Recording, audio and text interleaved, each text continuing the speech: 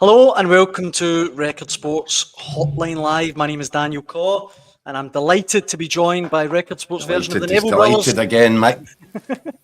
The what? Go on it. Keith Jackson and Michael Gannon, guys, how's it going? What did he call us? I don't know, but can't be good. The Neville Brothers. The Neville Brothers. I'm more like Neville. Neville's at the old man. I'm just glad to be allowed out my room of doom. I'm in the office. I'm not in the studio. Yep. I've been allowed to escape from my room of doom and, with a pile of washing behind me. That's right. So it's a novelty for me here. Take my passport and get into town. Immaculate in here, and we don't have to look at your dirty underpants. Well, let's not be too hasty. It might happen eventually. There's still another 40 minutes left of the show. I'm making no promises. The night is young. No, it is wonderful to have you in the studio, Mick, and I think the best place to start, let me see where this is. Here we go. Lynn Smith. I cannot believe I'm typing this, but I agree with Keith Jackson. Oh, wow. Not only is Philippe Clement drowning, but it's perfectly clear he cannot swim to save himself. And Keith, that's in response to your column, which is on Record Sport Online from earlier today. Yeah. Not used to that. Positive feedback. I think even at the start of the season, I was describing myself as a Clement sceptic. But I think the time for scepticism has now come and gone. It's not going to work for Philippe Clement. I think Rangers are desperately hoping that he kind of soldiers on and bounces through this rough patch. And, I guess somewhere in the back of their heads they're thinking, well, if only he could get to the cup final in December, and what if we beat Celtic then that might trigger it. Yeah, but the ifs and buts are piling up all over the shop on that one. What you see with your own eyes is a manager who has lost the faith of the fans. It looks to me very much as if he's lost the faith of the players. Rangers under Clement are a broken outfit. And he's sort of putting the band-aids on them from game to game. It needs recalibration. It needs a new set of eyes, somebody that the fans can get behind. And I've made it quite clear in my column there, and I said the same when the Hearts job was available. There is an outstanding candidate who is only 10 minutes down the road in Derek McInnes, and it actually beggars belief that there's not a conversation taking place about it, because the weekend you got the latest evidence. Okay, Celtic got away from Rugby Park with a 2-0 win. Mick, you were there, but for long periods of that game they were the second best team in the pitch. Once again, Derek McInnes was able to put a team out, and he does it on a budget and a shoestring, which is capable of giving Celtic a right good wrestle. And for me, I'm looking at this Rangers side, and I think there are Rangers fans that would be crying out for their side to look as capable or as competent when they're playing the neighbours from across town. I get all that, and I think the question I would ask would Rangers be performing better just now under Derek McInnes than they are under Philippe Clement? I would probably say yes. I think they would be. Would they be harder to beat when they play against Celtic? Yes, they would be. So I get all that. Looking to from a Rangers fan, I'm thinking about this. The problem I think Rangers fans have got just now is they've done the kind of the angry bit. Really bad results against Celtic, getting Champions League failures, the couple of defeats they've had, and performances. I think they've had the anger, and now they've got the kind of boredom. They're getting bored watching their team. They're actually now watching these games, and they're watching them struggle to. They're winning games still. Occasionally winning games. They are bored, right? Yeah. Rangers fans are going to the game, and they're going, "Oh, here we go again." And the game, the European performance was good. It wasn't an exciting performance. It was a good performance. No, but it was everything that they've not been. For I such get a long that. time. But domestically, they want some excitement. They want to see a team playing attacking, exciting football. They want to get off their seat. They want to get a bit of atmosphere. They want to get something back. I mean, listen, Rangers fans, fair play over the last decade in particular, have given everything to their club. They deserve to be entertained for a bit. And this team is boring the life out of them. Yeah. And the thing is, as I said to Derek McInnes, I think we'd sort Rangers out and get them better and improve them. difficult situation behind the scenes in terms of Rangers financially. We know no CEO, we know this, no kind of structure in place yet, chairman on interim basis. All these things are needing to be fixed as well. But the punters, Derek McInnes would do a good job, but would it excite them to get that? I mean, I'm thinking about the kind of Ange Postecoglou effect, something a bit different to get the place going and bring a wee bit of kind of excitement. I think first and foremost, maybe that's a naive thing. Rangers fans just want to see a team that wins, I get that. wins games, I get that, and is capable of competing and winning trophies. No, I get that. And I think Derek would do that, no bother, by the way. Well, that's what I'm saying is that you're trying to sell done. this to the support who are desperate to have something to get excited about. They'll be excited about winning games. No, I take that point. I'm just pointing out advocate That's as well. what matters to the Rangers fans. I think that stylistically, yes, I'm sure they want to watch a more attacking style, but I mean, Derek McInnes, he's not a one-trick pony. And with a better calibre of player to work with, I think he'll be more than capable of putting on entertaining football. But the first things first for Rangers right now. It's not run before you can walk. They need to start winning games and they need to start winning trophies. And the mess that they've made of themselves over this period is almost impossible to think of well, there hasn't been another period in time, maybe the 80s, when Rangers went so long winning so little. And so first and foremost, they need to get back to putting out a football team that's capable, robust, able to look after itself and able to compete for trophies, because they're actually becoming embarrassing in terms of how little they've won. And you know, they have been unfortunate. They're up against a pretty strong force in Celtic right now, who have got a very good team and they've got the finances to fix things when things don't go quite right for them. They've got a top class manager, a lot of money, and a good side. It's a hard combination to break. What I think has to happen now, and it's not happening with Clement, is Rangers fans need to see something progressing. They need to see a team getting better and better and better. I think Rangers fans would accept another season without a trophy if the team was going the right direction, if they were getting most of the home games entertained and seeing this is a young team that's got, I mean, Philip Clement keeps talking about how young his team is. It's his not. team's not It's young. just not true. It's a complete myth. I mean, I don't know where he's pulling this from. Well, we do know the age of these guys. We have got their biographies. Yeah. But I think if Rangers fans were seeing a team that was clattering sides in Scotland most weeks, at home in particular, I think they would give them a bit of respite and say, right, okay, we can see where it's going. Unfortunately, it's flatlining. Because I mean, the thing at the weekend, you touched on it, Celtic struggled to beat Kilmarnock. Rangers struggled to beat Hearts. Both of them won games, right?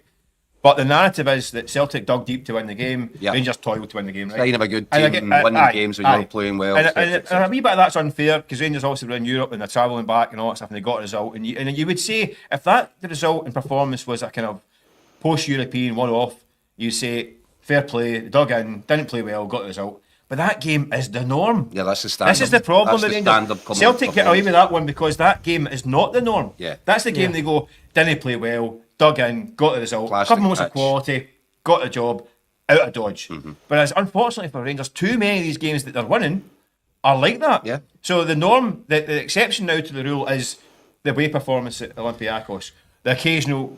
They're outliers. These are the games on the spikes. The Malmo away, and there's too few of them. So even the games they're winning in a very miserable fashion. This is the thing I keep going back to. Rangers fans just want a bit of fun, I think. Yeah. They want to see a bit of enjoyment. And they're not getting it. Everything's a chore. It's a drag. The team's toiling. Everyone's grumpy. The players reflect that as well, Michael. The players, the body language, they don't look as if they're enjoying themselves out there. Now, the guys have to remember, guys, you're playing football for a living.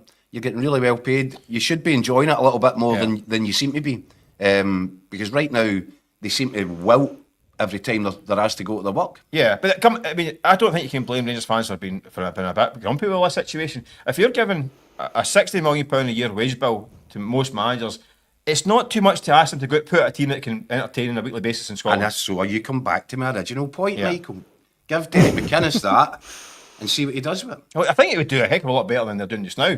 And isn't that the kind of, if the metric for gauging or judging the requirements for a Rangers manager, there's only one metric in town that counts. It's put up a challenge to Celtic. Yeah. Because right now they're a million miles off. But I do get the sense from Rangers fans that I speak to, they're waiting for a guy, like I say, like an Ange Postecoglou type figure, a bit different and a bit of a kind of a dreamer and say, I'm going to go and clatter teams, I'm going to do this, I'm going to do that. And I think, go look at the graphic. yeah, well, listen, I'm just playing devil's advocate. I think because at the moment the boredom's killing them. Yeah. It's simple as that. Yeah. Boredom is killing them. Let me come in, guys, with a few more comments from people watching at home. In fact, let me jump straight to this. This one, Rangers need Gerrard to bring back the fight.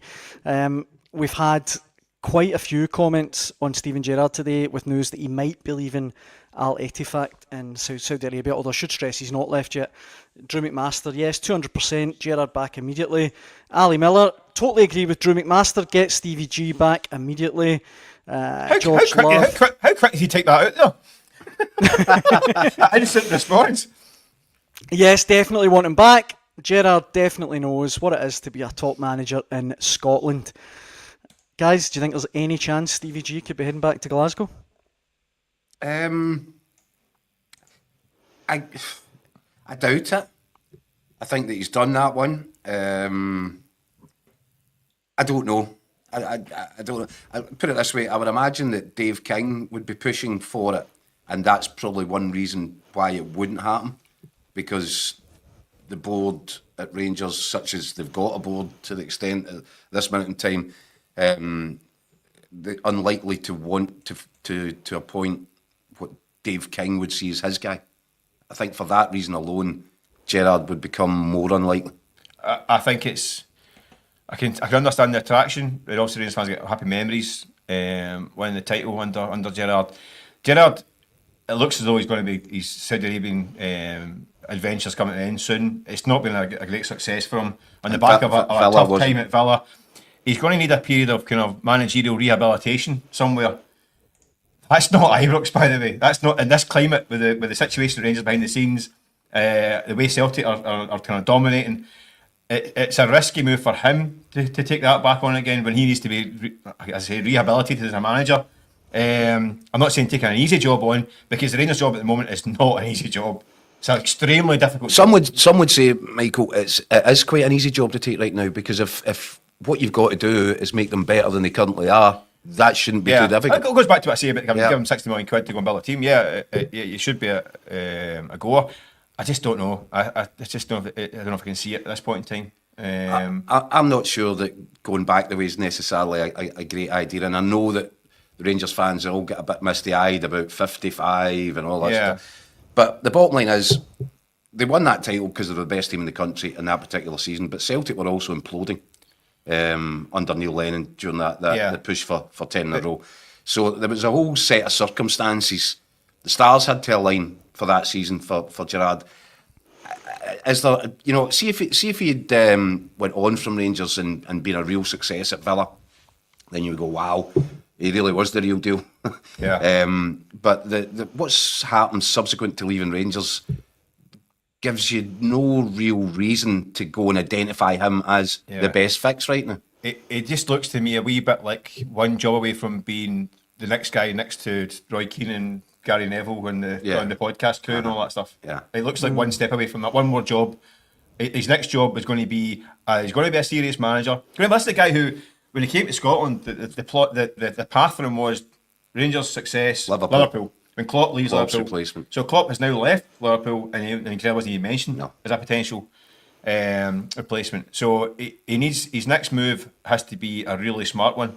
With it be Rangers, he knows the club. I mean, he might fancy another bite at it. I mean, you never know. He's not short a few bobs, so it's not going to be a financial decision for him. But his next move is crucial, because he's one jump away from being sitting with Roy Keane and having a bit of crack with them on the podcast. Agreed. In fact, he's already doing stuff with them, isn't he? Well, they never do a video message and all that. I think he's lining up the next career. That's what I'm saying. It's like 6 degrees of separation. It's the one step from the overlap. Right, let me hit you with a few more comments, guys. This one here from P. McLaughlin. Gerrard bolted because he's got no money to build. There's no chance he's going back when they're skint. This one, Keith Jackson never has anything good to say about Rangers. Philip Clement needs to be backed by the board, and the board have let him down. And just this one to... I thought you'd like that one. Mitch Carberry. When your own fans aren't even believing your post-match nonsense anymore, it's time to go, Phil. That's the one for me, guys, that I think really shows Philip Clement up after every game now. I mean, the stuff last night about Dessers, I mean, his quote was, maybe other strikers in the league get much less criticism, although they miss more chances and score less goals. I mean, every Rangers fan on social media is raging about that. Everyone can see with their own eyes what's going on at their club just now, and it feels like Clement at times is trying to kid Try to them tell on a you bit. black is white. Aye. That is, he's entered that phase. But we've spoken about this, said it last night, drowning man syndrome. And you do desperate things in these situations, and the more he talks right now, the more he's actually annoying the Rangers support, and that's a bad position to be in. I look and listen to some of the things that he says just now, and it just confirms to me what I believe to be the case, that he's not long for this parish. I can't quite fathom. I mean, we've seen it a million times in Glasgow, in particular, getting dragged into the vortex of kind of madness. It's a guy who, when he first came in, was talking nothing but sense. He looked like a pragmatic, stable, sensible, experienced coach, and then a few months later, it's the pants in the head and pencils up the nose job. Sometimes, I mean, the shots and targets and all that, and XGs and all this nonsense, because people they can see it with their own eyes, as you said. But I also understand it. I mean, he comes out at the weekend. He is trying to protect his squad a bit as well. I mean, he doesn't want to come out and say, "Listen, that was rubbish. We got out of jail there." No, he's trying to kind of, like you say, he's trying to kind of. I don't know, Mick. I don't know. Stay above water and protect his squad a wee bit. I don't know if he's trying to protect his squad or if he's trying to protect himself and his own reputation. I think that's what it is. And I go back to it, right. Some of the thinking behind everything is so kind of scattergun. You know, Hadji, don't want him, never be a Rangers player, so you can find yourself a new club. Hadji, come back in, we're desperate for you. Right. Then he's got him sitting on the bench and he puts Killie and David on in front of him. Bizarre.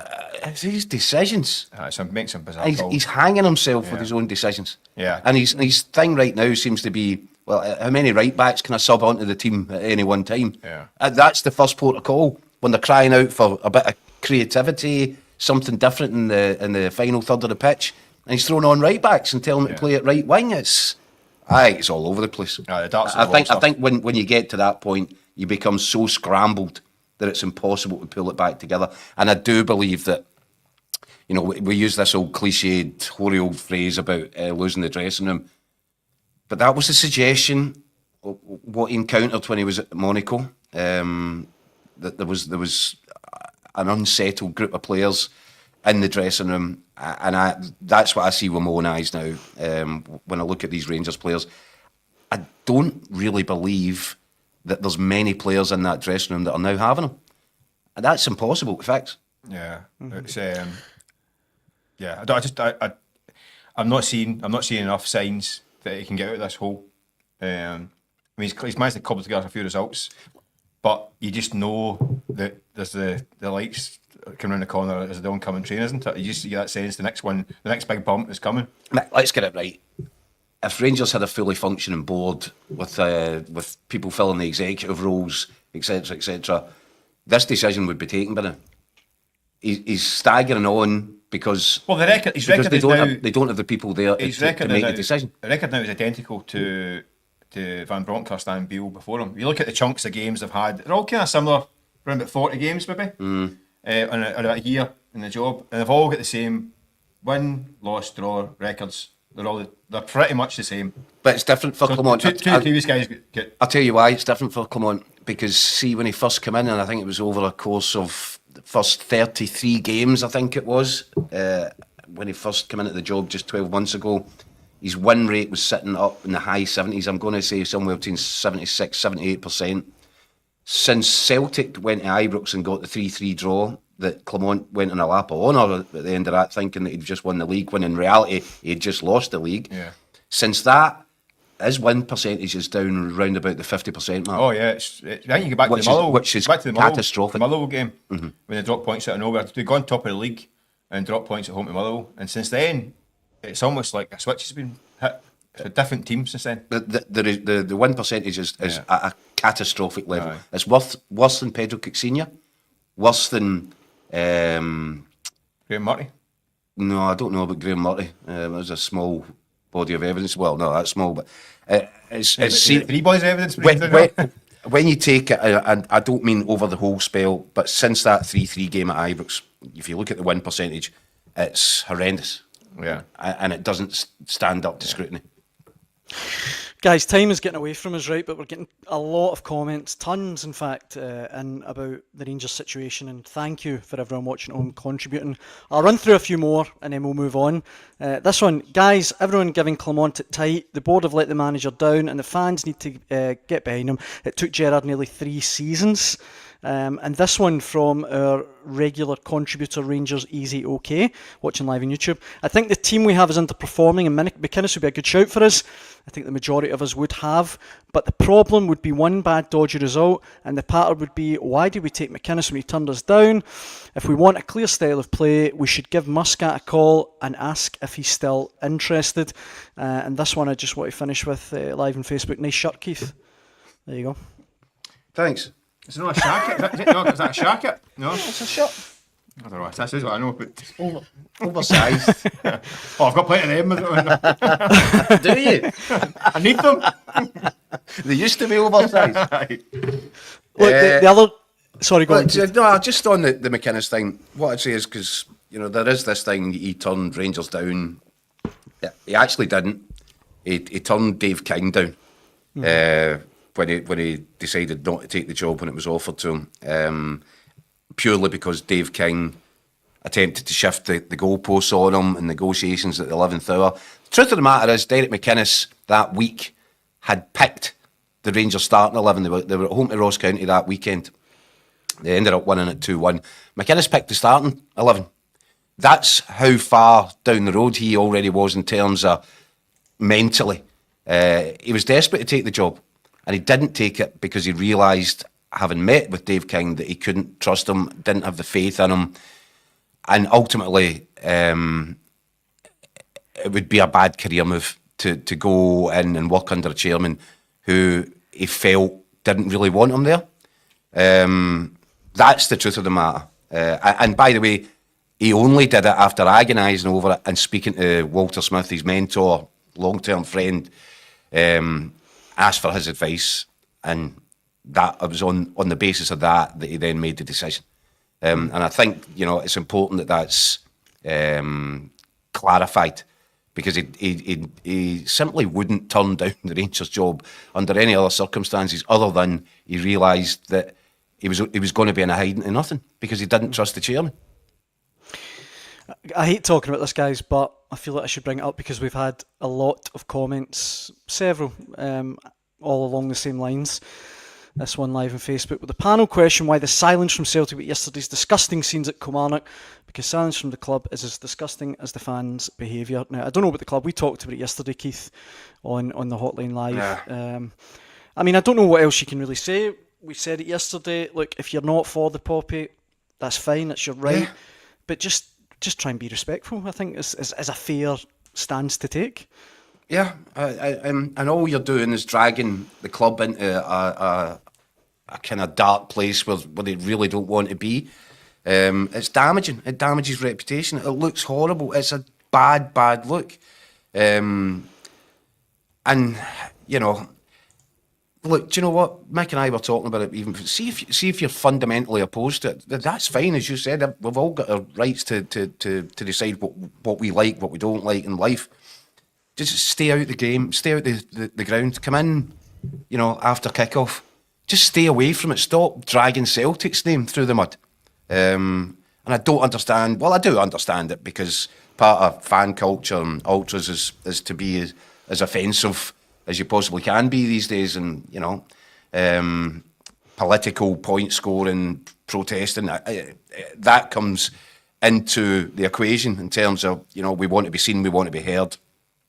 But with something like this is concerned, you can be seen, you can be heard, you can have banners, you can do what you want, but all anybody's asking you to do is to stand silently for 60 seconds. And I don't think that should be too much of an ask for anybody. Mm-hmm.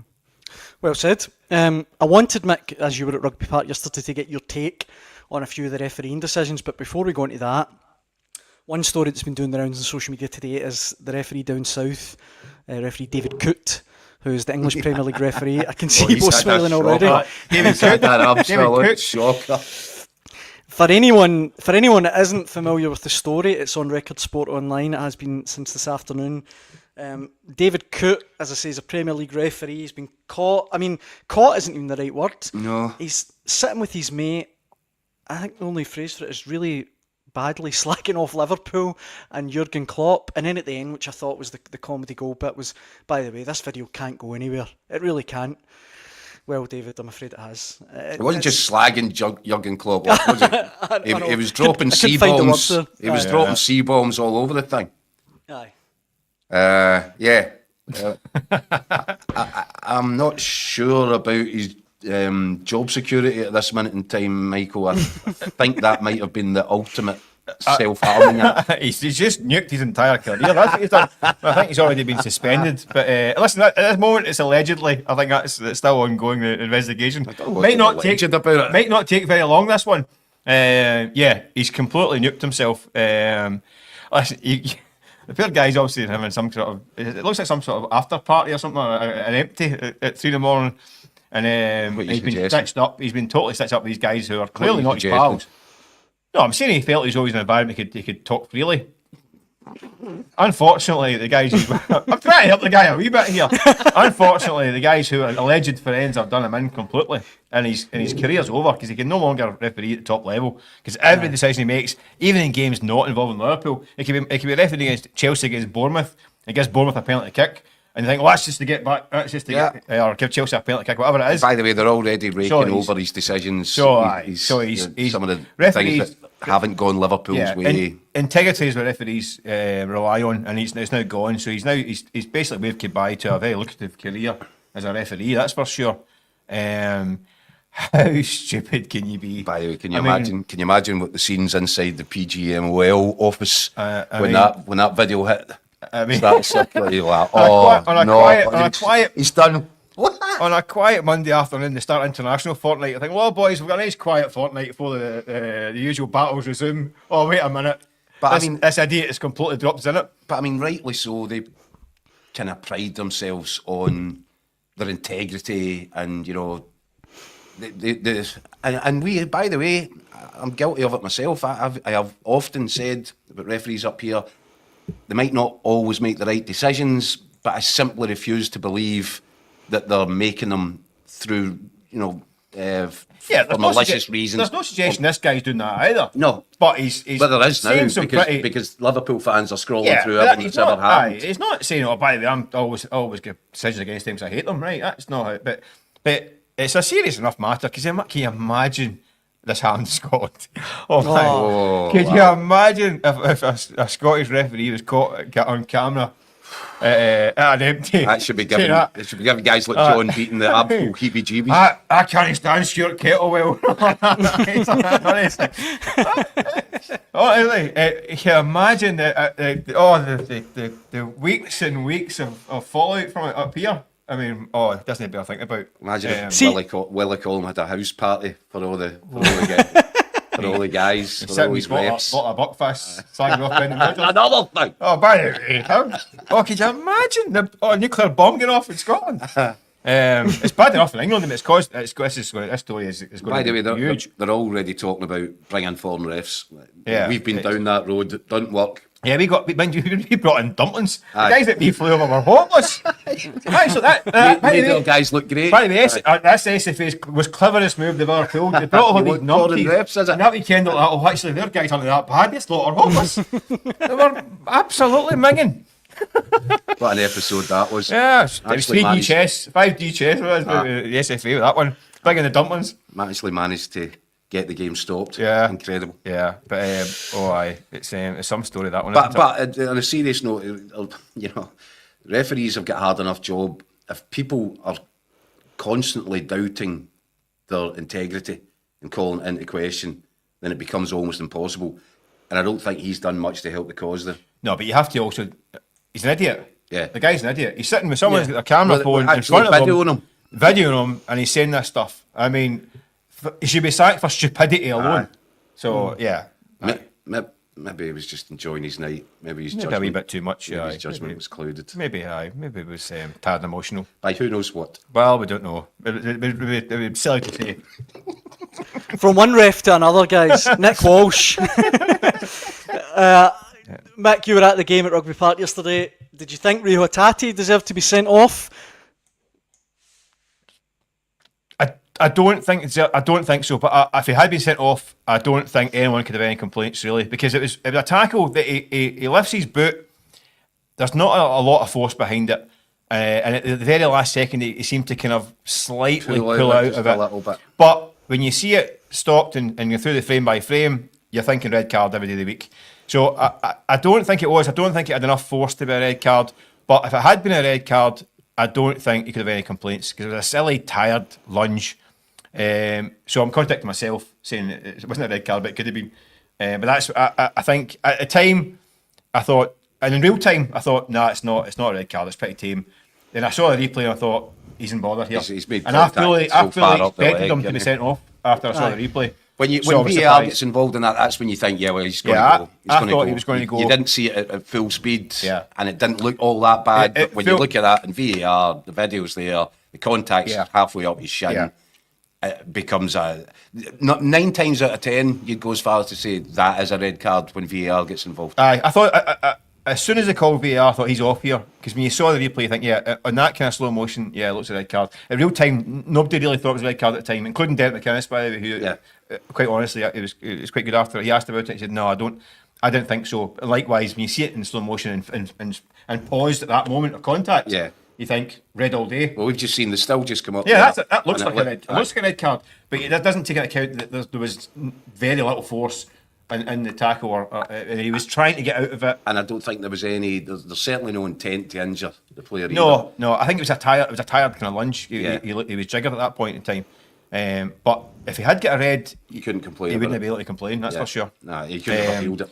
There was also one in the first half. I think it was Joe Wright on Adam. Yeah, Joe Wright on Ida, yeah. Yeah, which they also looked at and didn't spend particularly long time over it. Again, I think I don't look again when you see it again. Another one is when you see it in slow motion, it looks like he's kind of led his elbow a wee bit, but you got to remember he's jumping up and he's using it as leverage. I don't think he was. I think he's a big centre half. Right? He knows what he's doing. He's leaning into him. He's giving him a wee nudge. I don't think it was a red card. But I think he broke his beak at the time. I think he took one of those, didn't Which he? is strange, because when you actually look at the point of impact, it looks as if it's hitting him inside the face. No, but yeah, there was a lot, wasn't there? There was blood. And, Yeah. I think he's probably quite fortunate, but again, zero intention there. I don't think he's trying. He's just going to win a header. No. And a big centre half. but You you want could you want argue- to you want to feel who you're up against, don't you? So Yeah, but you could argue that, listen, he's caught him in the elbow and he's busted his nose, so that it's more dangerous than the other one. So again, I don't think it was a red card, but if he had been shown a red card, I'm not entirely sure he could have sued. I mean, do you know what we're coming back to here? And I hate to say it, but Nick Walsh continues to impress me. I think he may be the best we've got. I think he is the best we've got. Yeah. And he's handling these big moments and big games. Yeah. He's more often than not, he's making the right decisions. Let's just hope he doesn't go for a night out with a guy with a video phone. Well, let's to avoid a night out with Dave. Well, Dave. Can I play Dangerous Dave. Dangerous Dave. Deadly Dave. Can I play devil's advocate here and just say I thought they were both red cards, but see the one on Ida. I get that there's no malice at all in it, Keith, but he's a big guy. He's gone up. He's 5 minutes it took to stop the bleeding. I mean, it's a really bad Accident challenge. Daniel's a man's game. Yeah, Fair enough. I do like to sit top Nick Walsh. A wee bit of common sense, but unfortunately we've taken common sense out the game. Yeah. There's very little wriggle room for common sense anymore. Like the cracker that Aston Villa won during the week when the defender picks the ball up. I mean, that was a belter. Champions League. Was it Tyrone Mings? Tyrone Mings, the goal. Oh, that's right. Oh, my and he picks it God. up, and it's a penalty kick. The letter of the law, it's a penalty. Absolute brain melt. But yeah, the letter of the law, it's a penalty kick. But a bit of common sense. It's not. Nobody's getting an advantage anywhere. He's just been a bit stupid and picked it up, handed it back to his goalie. Get the game on. Don't I mean, see that's it. I mean, penalty kick. You think, oh come on. Come on, it's not affecting the game. I know, but I don't think. And there is a bit. That's again the that. common sense thing. In a common sense, Well, how you go, about Tyrone Mings displaying a bit of common he sense? picked it up and launched it, catapulted it into the other box, and he scored from it. You go, well, well done, Tyrone. That's a penalty kick. But he never. He just picked it up and handed it back to his goalie. So I mean, a bit of common sense, I think, is missing from football. And I think, as I was saying, we're giving a bit of praise to Nick Walsh. I think he has got a bit of common sense. I agree. So fair play to him. We don't often give these guys a bit of credit. So it's worth mentioning and bookmarking it because it won't happen again for a while. I know. Just wait till the next. Well, that's this. His next big match. There's something's bound to go wrong. Yeah. But he's impressing me. I have to say. I do. I think it was Des Roach that said he is our outstanding match official right now, and I can't disagree. Mm-hmm. Mark Fairfield watching on YouTube chimes in saying Hatate didn't get sent off because I think of his reputation as a skilled player and not a hammer thrower. Do you think there's anything in that? No. Nah. Okay. No, Cool. I agree. I thought Mick summed it up perfectly. It's a lazy, tired-looking tackle. There's no malice in it, and I do believe that at the point of impact, he's almost trying to take his foot away rather than go through and cause injury. And again, I just come back to the fact I think common sense prevailed on that occasion. Before we finish, guys, I know we talked about it last night, Keith, but Hibs, Mick, I wanted to get your take on it because every time we talk about Hibs on here, I'm just flabbergasted at how poor a season they're having. David Gray, as we speak, is still in situ as Hibs manager. You guys will get these emails every day as well, though, from PR companies touting the next odds of the next manager and what have you. I've had one today. It appears we're at that stage. The name's been thrown about. Damien Duff. Apparently he's the 6-4 favourite at the minute. Robbie Keane at 7-4. Stephen Robinson. I mean, Mick, do you see any way David Gray turns this round from here? I think he's in a big bother because the people above him might offer up a sacrificial lamb. And at some point, are we going to accept the point that there's problems at Hibs that go way beyond the dugout? Yeah. I mean, David Gray. Listen, Hibs fans idolise David Gray. Nobody wants him Hibs to fail, and I think even they recognise that the problems are way beyond his department as well. Listen, it's not been great. I remember I seen him in the first few weekends of the season, and I think I thought this team's in big bother because they can't defend. I mean, they're defending. The centre defence is terrible. And now they're struggling to score goals as well. It's a deadly combination. They're big bother. And as always, the manager's the one that cops it. And I have no doubt at some point after the next bad result, they might bring David Gray's time to an end and look for yet another manager. But how many managers are they going to go through now before they admit that the problem lie upstairs? I mean, yeah, but they're not going to blame themselves. That's the problem. But the real problem they've got, Mick, is take a look at the league table, because there's no sign, and it would be disastrous for Hibs to drop out of the top flight again. Yeah. Now, if David Gray was sitting and okay, results weren't great, but he's in the mix, he's mid-table. But the fact is, they've sunk to the bottom of the league, and they're now sinking without a trace, and that will inevitably lead to a decision getting taken, because they can't go on like this, knowing that the trapdoor's beneath their feet. I said last night, I hope that he gets through this international break. I hope that they don't pull the trigger on him. And I think his next game is against Dundee. Difficult because Tony Docherty will, Well, every game's difficult for Hibs at the moment. Every game is difficult. It's a problem they've got, and it's you just think, but how many times? I mean, how many managers are going to churn up at this minute? And they're churning up young managers with a wee bit of potential in them, and they're burning them because the things aren't right behind the scenes. The recruitment has been woeful, wasting fortunes on dross that aren't good enough, and it is very unclear as to who's getting the final say on recruitment there as well. Yeah, who's in charge of it? Who's actually deciding? Yeah. Which player gets brought in, because they've actually downgraded across a whole bunch of positions. Yeah, they're starting and spent money in downgrading as well. They've wasted money on players that aren't good enough. Centre of defence is hopeless compared to what it was. Yeah, so they're actually regressing. They've got major problems. I mean, you mentioned relegation and all that stuff, and that's the reason why the manager eventually will will cop it because they might think that a quick fix is the way to do it, and it's getting to that stage, well, rightly or wrongly. But until they fix things behind the scenes and get things in place that support a manager rather than leave him exposed, they're going to continue to have problems. Yeah, I think the other thing is, Mick, as well, I was saying last night, I think there's something like 15 players will leave in the club at the end of the season, either returning at the end of a loan spell or out of contract. Now, where's the commitment inside the dressing room? Because David Gray can't seem to get these players motivated enough to go out there and put in a performance. That's a huge concern. Because they're not going to Championship next season. You're stuck with these players now. And you're right. Yeah. They you know, do they care? Are they that bored if Hibs go down? Because they'll be away anyway.